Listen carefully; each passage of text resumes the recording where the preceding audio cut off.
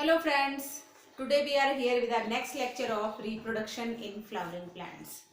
ठीक है, पिछले वीडियो में हमने डबल फर्टिलाइजेशन की प्रोसेस के बारे में डिस्कस किया था। आज के इस वीडियो में हम एंडोस्पर्म फॉर्मेशन डिस्कस करने वाले हैं।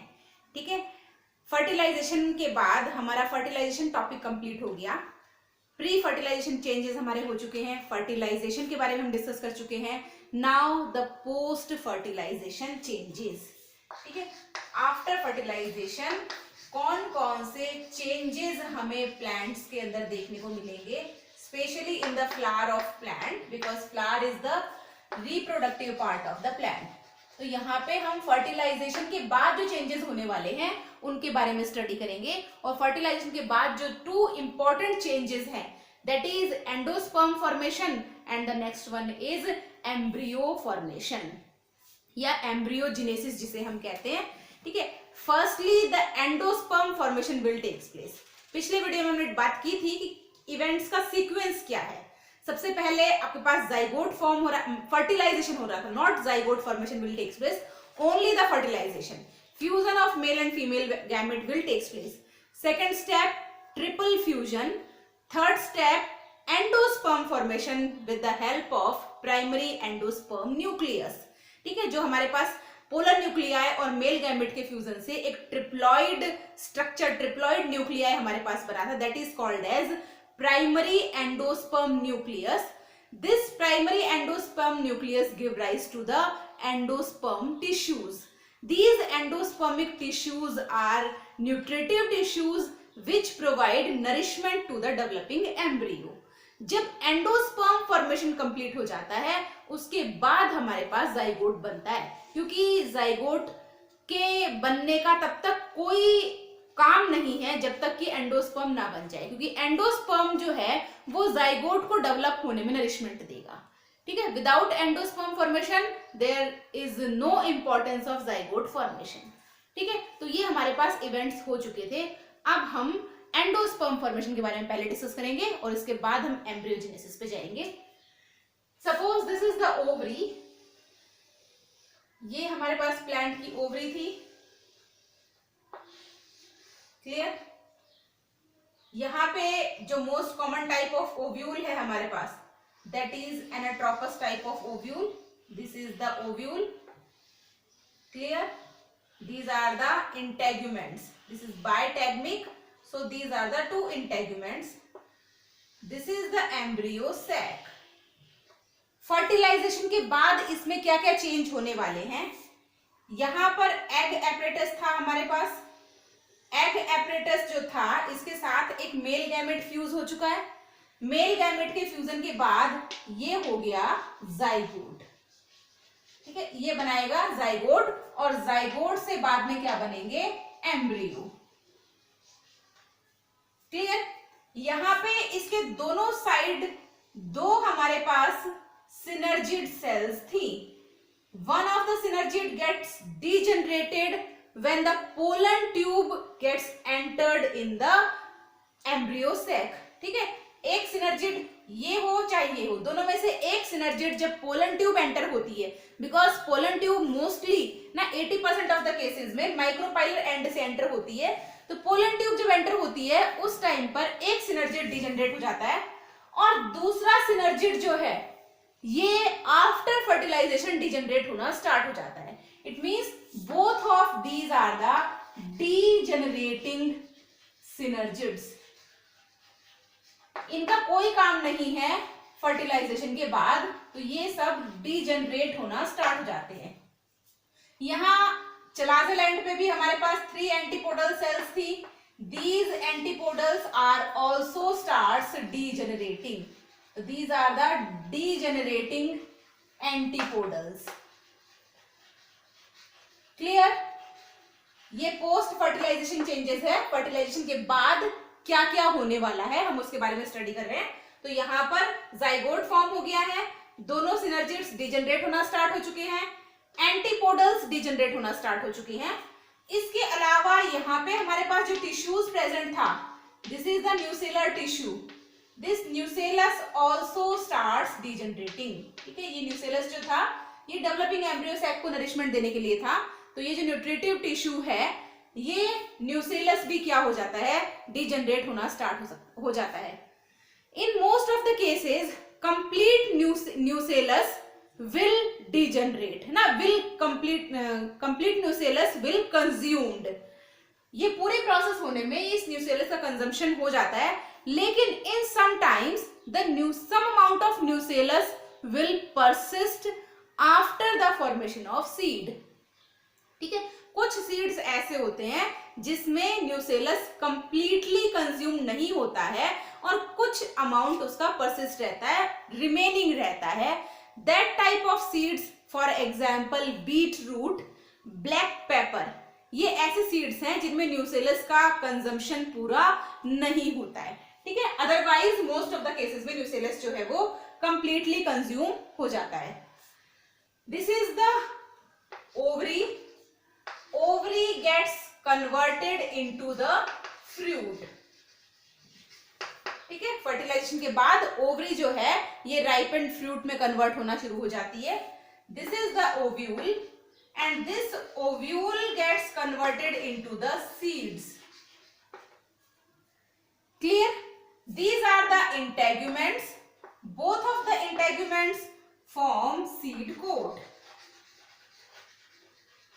इंटेगुमेंट से हमारे पास बनेगा seed coat.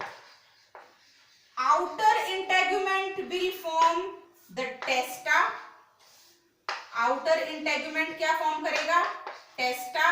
The inner part of the outer part of the seed coat, और जो इनर इंटेगुमेंट है it forms the tegmen, inner part of the seed coat. ठीक है, सीड कोट जो हमारे पास बना है इंटेगुमेंट से, इसका जो आउटर पार्ट है इसे हम कहते हैं टेस्टा, जो कि आउटर इंटेगुमेंट से बनने वाला है, और इनर पार्ट को हम कहते हैं टेगमेंट, जो कि इनर इंटेगुमेंट से बनने वाला है। ठीक है, ये चेंजेस यहाँ पर होंगे। एंटीपोडल्स और सिनर्जिड्स क्या हो चुके हैं? डिजनरेट हो चुके हैं। इसके बाद हमारे पास स्टार्ट होता है यहाँ पर जो ट्रिप्लॉइड न्यूक्लियस है, 2 male nuclei, 2 polar nuclei and 1 male gamete, इन्होंने फ्यूज होकर हमारे पास बनाया था एक triploid primary endosperm nucleus. It is triploid, 3n condition is there.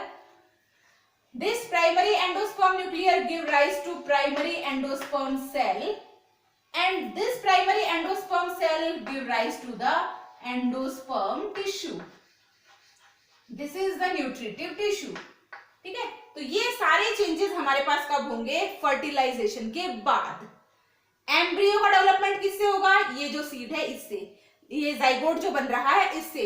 लेकिन जाइगोट से एम्ब्रियो तब बनेगा जब एंडोस्पर्म पहले बन चुका होगा, क्योंकि एंडोस्पर्म के बिना एम्ब्रियो फॉर्मेशन नहीं होगा, because it provide nourishment to the developing embryo. So firstly we will talk about the endosperm formation. Endosperm formation जो है वो बेसिकली प्राइमरी एंडोस्पर्म न्यूक्लियस से होगा। This endosperm is basically of 3 types. First type is nuclear endosperm. ठीक है, nuclear endosperm का formation किस तरीके से होता है? Mainly this is the triploid nucleus and this is the cell. ठीक है, ये हमारे पास एक ट्रिप्लॉइड न्यूक्लियस है और ये जो सेंट्रल सेल जहां पे ट्रिप्लॉइड न्यूक्लियस प्रेजेंट है। न्यूक्लियर एंडोस्पर्म में होता क्या है? The nucleus will continuously divide and the size of cell will increases. Only the karyokinesis will takes place without cytokinesis. ठीक है, यहाँ पे क्या होगा? सिर्फ जो प्राइमरी एंडोस्पर्म न्यूक्लियस है it will divide, there is no cytokinesis.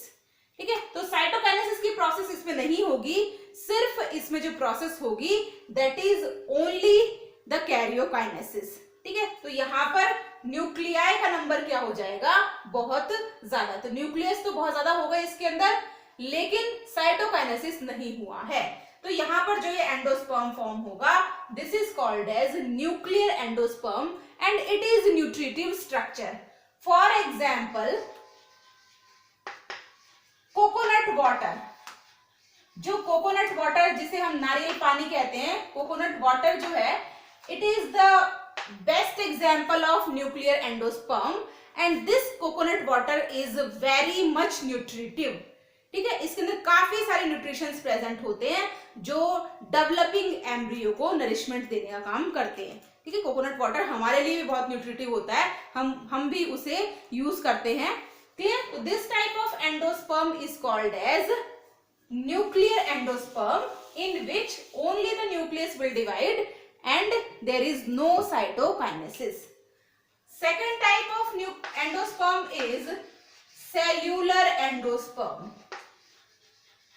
ठीक है, ये नॉर्मल टाइप ऑफ एंडोस्पर्म है जिसके अंदर हमें ये ट्रिप्लॉइड न्यूक्लियस वाली सेल, यहाँ पे माइटोसिस सेल डिवीजन होंगे और माइटोसिस सेल डिवीजन से हमें 2 सेल्स, न्यूक्लियस कैरियोकाइनेसिस भी होगा और साइटोकाइनेसिस भी होगा. क्लियर? तो यहाँ पर 2 cells, after that 4 cells will formed, after that a cellular mass is formed. Clear? It means normal जो माइटोसिस सेल डिवीजन हमारे पास होता है, firstly karyokinesis and after that cytokinesis. इस टाइप के डिवीजन यहाँ पर होते हैं और इसे हम कहते हैं cellular endosperm. The example is coconut kernel. Coconut का जो व्हाइट हिस्सा, जो एडिबल पार्ट है, वाटर तो ड्रिंकिंग पार्ट है, जो एडिबल पार्ट है कोकोनट का, that is called as coconut kernel, white part of the coconut. It is the example of cellular endosperm. ठीक है, एक्चुअली कोकोनट कैरनल का फॉर्मेशन होता कैसे है? कोकोनट, ये हमारे पास प्राइमरी एंडोस्पर्म न्यूक्लियस वाली सेल है. This is the primary endosperm nucleus. Clear? इसमें सबसे पहले तो डिवीजन होने शुरू होते हैं न्यूक्लियस के और न्यूक्लियर एंडोस्पर्म का फॉर्मेशन होता है. इसके बाद ये जो न्यूक्लियर एंडोस्पर्म है, इनके जो बॉर्डर, जो पेरिफेरी की साइड जो न्यूक्लियस प्रेजेंट है, these nucleus will form the cells ना, they will form cell wall around them and forms the cells. तो यहाँ पे हमें क्या दिखेंगी? सेल्युलर एंडोस्पर्म देखने को मिलेगा. तो सेंटर में क्या प्रेजेंट है? न्यूक्लियर एंडोस्पर्म और बॉर्डर पे हमें देखने को मिलता है cellular endosperm, the white part of the coconut which is edible. ठीक है, इस तरह से हमें देखने को मिलता है. तो ये क्या है? व्हाइट पार्ट, और ये अंदर क्या है? Nuclear endosperm. Clear? So this type of endosperm is called as cellular endosperm. In the next type, we will discuss about halobial endosperm.